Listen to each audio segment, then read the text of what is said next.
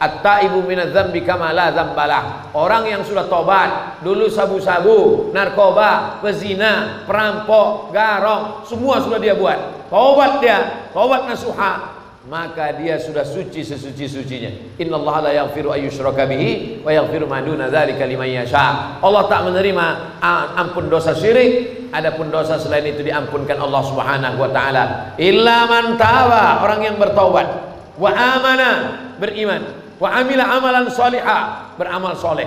Taubat dia, beriman dia, beramal soleh dia. Yubaddilullahu sayyi'atihim hasanat. Semua dosa-dosanya dulu diampunkan Allah, dijadikan kebaikan.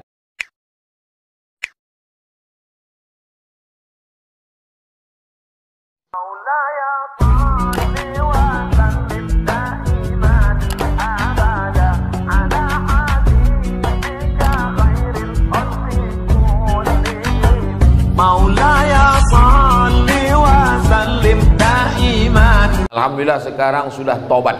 Alhamdulillah. Pertanyaannya, bolehkah saya menjadi imam sholat di masjid? Permisi lu sama pengurus.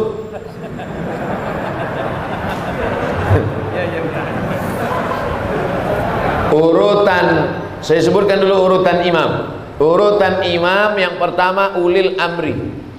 Urutan imam tuh ulil amri. Makanya waktu di Madinah itu imam Nabi Muhammad SAW.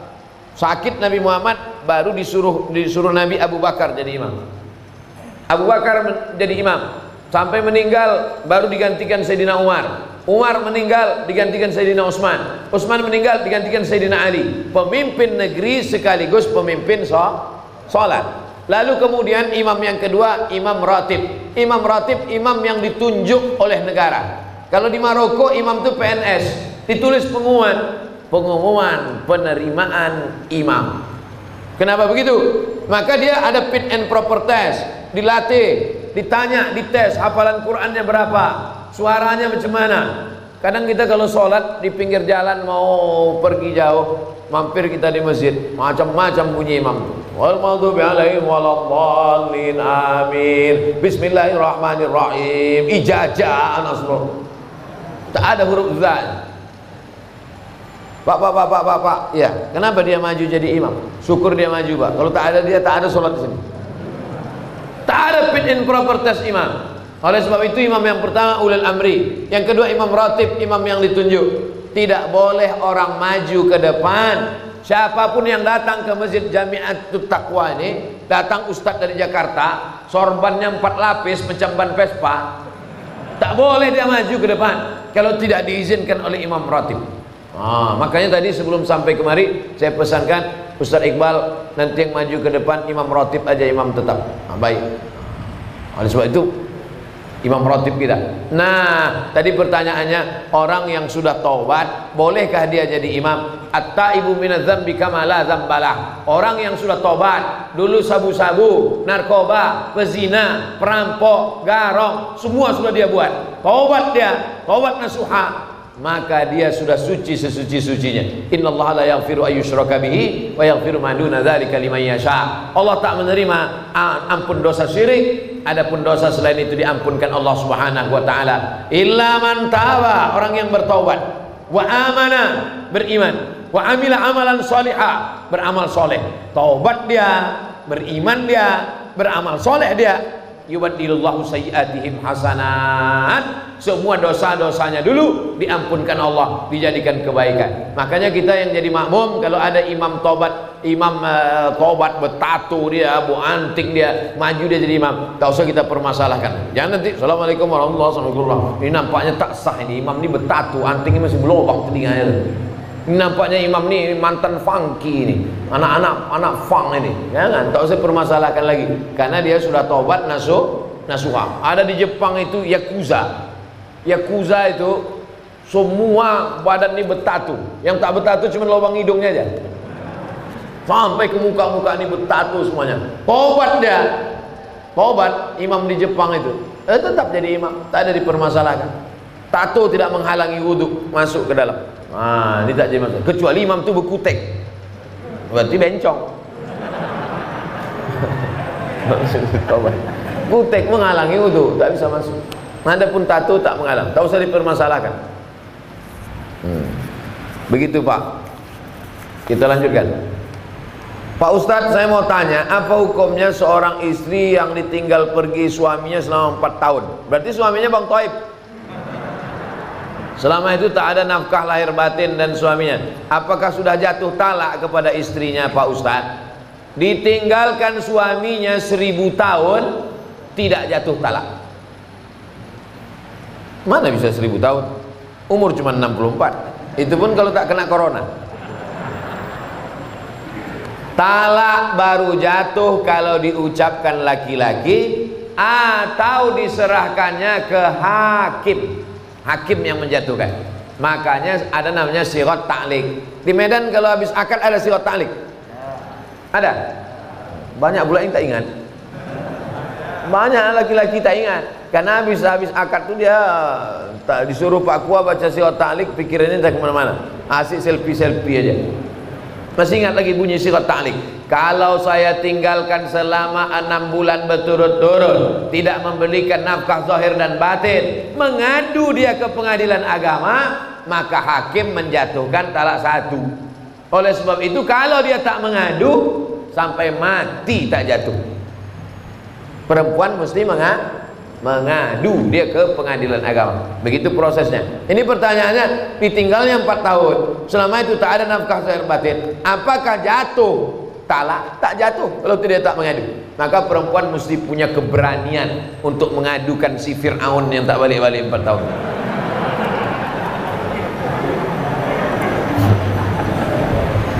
Apakah boleh dia menikah lagi dengan laki-laki lain?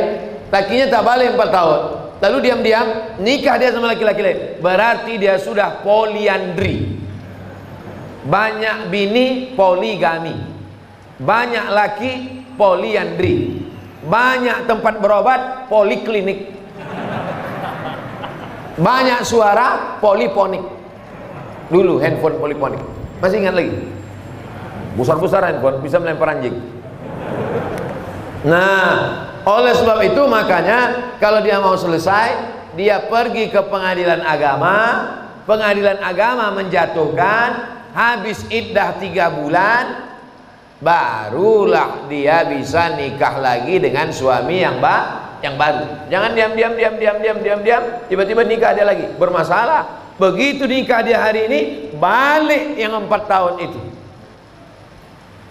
Kawat, bersimbah darah. Apabila dia menikah lagi dengan laki lain, sahkah pernikahannya? Tidak sah, karena dia masih dalam ikatan dengan suami yang pertama. Mohon jawabannya Pak Ustaz. Udah aku jawab udah.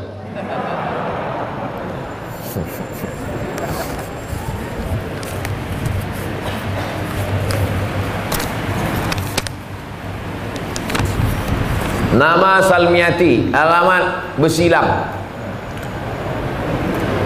Ada seorang sultan. Sultan ini Sultan Langkat. Di atas Medan ini Langkat kan? Sultan Langkat. Di bawah Langkat ini Sultan Delhi. Di bawah Delhi ini Sultan Serdang. Di bawah Serdang ini Sultan Asahan. Itu 4 kerajaan Melayu besar di Sumatera Timur. Eskos namanya, pantai timur. Langkat, Delhi, Serdang, Asahan. Sultan Langkat ini orangnya alim, namanya Sultan Musa. Sultan Musa ini ikut tarekat Naksabandiyah yang dibawa oleh Syekh Abdul Wahab Rokan. Lalu kemudian dikasihnya lah tanah luas.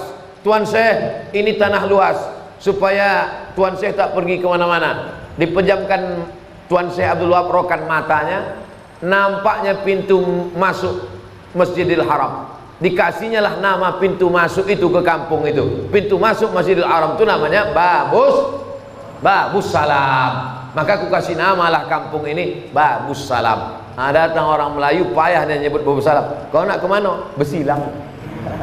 Babus Salam. Ulama-ulama dulu itu pejamnya mata nampak Babus Salam. Kita sekarang pejam mata nampak gaji 13. Yang PNS, saya tak PNS lagi. Hah? Apakah orang yang meninggal karena COVID bisa disolatkan dengan solat qalb? Solat qalb itu solat apa? Salat ghaib. Oh, saya baca pula gitu Q.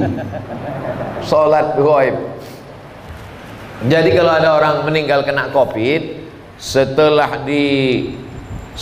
digulung sama dokter di rumah sakit pakai plastik itu, udah digulungnya pakai selasiban itu, tak bisa lagi disentuh, masuk di dalam mobil ambulan, sholatkan aja dari luar mobil tuh kalau dikasih dokter. Kalau tidak dikasihnya, langsung dikuburkannya, dikebumikannya, maka anak menantu, cucu, cicit, kawan, jiran, tetangga sholat dari atas. Ini kubur, sana kiblat, ini kubur, ini kepala jenazah, ini kakinya. Kalau dia laki-laki, berdiri pas di arah kepala. Kalau jenazah itu perempuan, berdiri pas di arah pinggang. Sholatlah di atas. Ini kubur, di atas kubur itu sholat. Allah usolli ala hazil janazah arba'at takbiratin fardul kifayah, makmuman atau imaman lillahi ta'ala. Allahu akbar, Fatihah. Allahu akbar, selawat. Allahu akbar, Allahumma firlahu warhamhu. Allahu akbar, Allahumma la tahrimna ajrahu, dan seterusnya. Berapa hari Pak Ustaz? 3 hari 3 malam. Masih bisa. Mana dalilnya? Dalilnya begini. Datanglah Nabi bertanya tentang tukang sapu masjid. Mana perempuan tukang sapu masjid nih yang kemarin nampak aku, kata Nabi. Kata sahabat, udah meninggal dia ya Rasulullah. Kenapa kalian tak kasih tahu aku? Untuk apalah kami kasih tahu? Dia kan cuma tukang sapu, orang remeh-temeh sepele. Nabi minta tunjukkan mana kuburnya. Ditunjukkan. Nabi langsung sholat jenazah di atas kuburnya. Maka kata ahli fikih, masih tetap bisa sholat jenazah 3 hari 3 malam. Bagaimana kalau anak menantunya jauh, datang sesudah seminggu? Pakai pendapat fatwa ulama yang kedua dalam kitab fikih, masih bisa disolat jenazahkan selama jenazahnya belum hancur dimakan cacing tanah. Masih tetap bisa sholat jenazah. Nah, jadi yang 3 hari 3 malam masih bisa, yang sudah lewat itu pun masih bisa sholat di atas kubur. Jangan berkecil hati. Tapi kalau jenazahnya di Papua, anak menantunya di Medan, naik pesawat 8 jam, rapid test, pas dites positif pula dia. Nauzubillah. Oleh sebab itu maka dia sholat ghaib saja dari Medan. Aku sholat ghaib untuk almarhum Fulan bin Fulan di sana. Jadi dua-dua bisa dilaksanakan. Sholat yang tak ghaib bisa dilaksanakan di atas. Jangan bersedih hati karena banyak nih anak cucu keturunan jiran tetangga kawan merasa sedih karena tak bisa sholat jenazah. Bisa dilaksanakan dari atas. Wallahu a'lam bishawab. Ini tentang sholat ghaib. Apakah orang yang meninggal boleh disolatkan berulang kali? Boleh sholat jenazah berulang kali, boleh sholat ghaib berulang kali, bolak-balik. Nabi Muhammad SAW itu jenazahnya tak dibawa keluar. Jenazah Nabi itu di dalam kamar itu kecil, maka berganti-gantian sahabat sholat keluar, berkeloter. Yang tak boleh berkali-kali itu menyembelih binatang, tak boleh. Binatang kalau sudah disembelih diangkat pisau, haram hukum. Makanya pisau itu tak boleh ditarik. Sekali. Tengoklah video saya yang motong-motong kurban.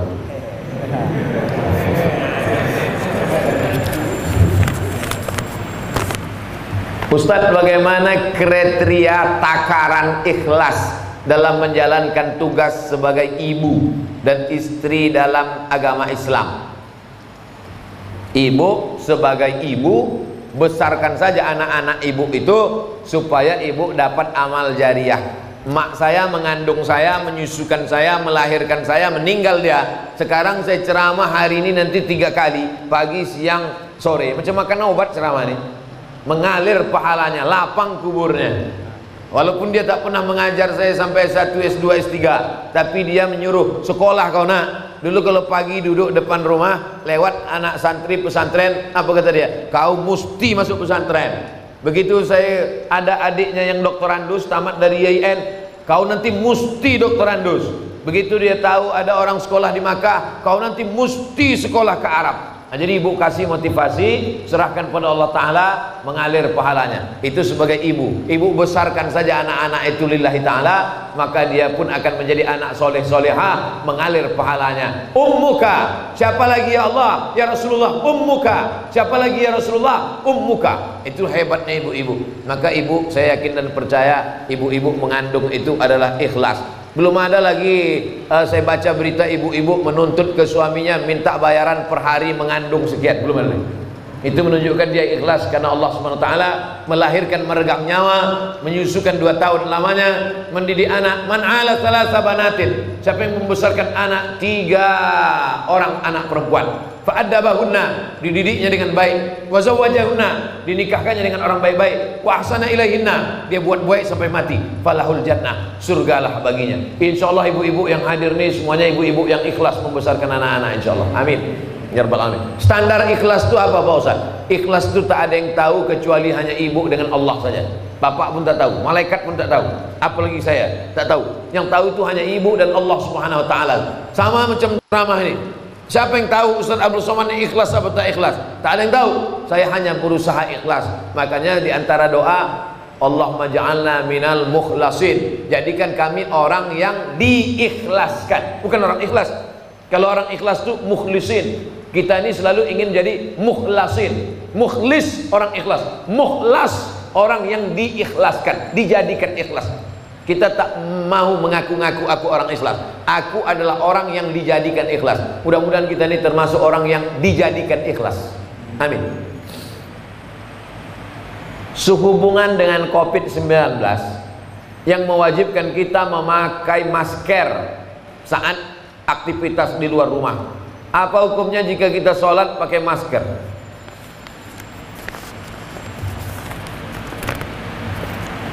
Sholat pakai masker hukumnya sah. Tapi wajah tertutup Pak Ustadz, tak ada dalil mengatakan wajah tertutup sholat jadi batal. Apalagi karena pakai masker ini bukan gaya-gaya. Pakai masker ini karena darurat. Ad-darurat tubihul mahzurat. Darurat, emergensi, membolehkan sesuatu yang tak boleh. Andai tak boleh menutup wajah ini, tetap boleh karena darurat. Hidung tak menempel Pak Ustadz. Hidung menempel ke lantai bukan rukun, bukan syarat, bukan wajib. Menempelkan hidung ke lantai bukan rukun, bukan syarat, bukan wajib, tapi sunat. Seelok-elok, seabdol-abdolnya kening menempel, hidung menempel. Orang-orang Arab itu saya tengok tak terlalu susah dia menempelkan hidung, sikit aja. Kita mak payah kali ya. Jangan tengok orang-orang Arab sembahyang, sikit aja kena. Kita terpaksa ditekuk baru kena. Menempelkan hidung ke lantai bukan rukun, bukan syarat, bukan wajib, sunat. Maka kalau meninggalkan sunat pun hanya makruh. Meninggalkan yang wajib haram, meninggalkan yang sunat makruh. Tapi karena darurat, ini dalam keadaan darurat. Yang darurat membolehkan, yang terlarang sekalipun boleh. Makan babi boleh apa tak boleh? Tak boleh. Kalau darurat boleh. Kenapa kau makan? Darurat. Pilihannya cuma 2, mati atau makan babi. Boleh kita pilih mati? Tak boleh. Makanlah babi itu sementara dapat pisang. Tapi udah datang pisang kan kau makan lagi. Kenapa kau makan ini? Darurat. Tapi ada pisang, enak pula kurasa. Maka boleh. Ustaz, saya ada utang dengan orang. Saya bayar utang saya. Tapi karena ada pandemi ini, pandemi itu wabah. Pandemi itu artinya wabah yang menyebar, itu pandemi. Dan banyak juga orang sekarang pandemi, kata orang pandemi gitu dia. Entah apa pandemi, entahlah pokoknya pandemi. Pandemi itu wabah yang menyebar. Saya ada utang dengan orang, saya mau bayar utang saya. Tapi karena pandemi ini pemasukan saya berkurang, jadi saya bayar semampu saya. Tapi orang ini selalu menyumpahi saya. Apakah sumpahnya itu dikabulkan Allah?